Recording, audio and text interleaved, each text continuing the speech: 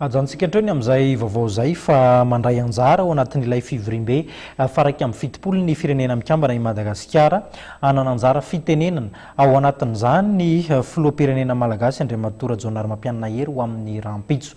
Toy izao ny tatim-baovao mahakasika azy ity.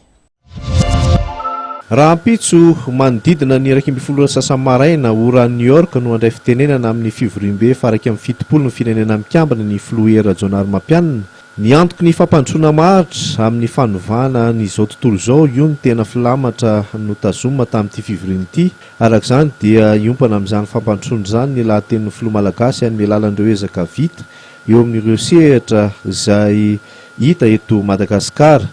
Isy araka izany ny fihaonan'ny filoha Repoblika Malagasy amin'ny sekretera jeneraly firenena mikambana Andriamatoa Ban Ki-moon ao anatin'izany fivoriana tampony firenena mikambana izany. Fa raha tamin'ny androany manokana dia efa nisy ireo asa maro samihafa nitanterahana teo amin'ny lafin'ny diplomasia sy ny fahasalamana, tahaka ny hoe fivoriana tampo momba ny faharetan'ny mikroba na ny résistance aux agents microbiens. Nisy ihany koa ny fihaonan'ny ministra ndraraham-bahiny tamin'ireo olo manan-kaja maromaro toy ny ministra lefitra ndraraham-bahiny Serbe sy Andriamatoa John Shapiro, filohan'ny American Jewish Committee, ary koa ny ministra ny fifandraisana iraisam-pirenena avy any amin'ny Émirats Arabes Unis. Fa omaly ihany koa dia nisy ny fivoriana niarahan'ny ministra ndraraham-bahiny sy ny sekretera jeneraly OIF Ramatoa Michael Jean sy ireo firenena mikambana ao amin'ny OIF teny amin'ny foibeny ny firenena mikambana ihany.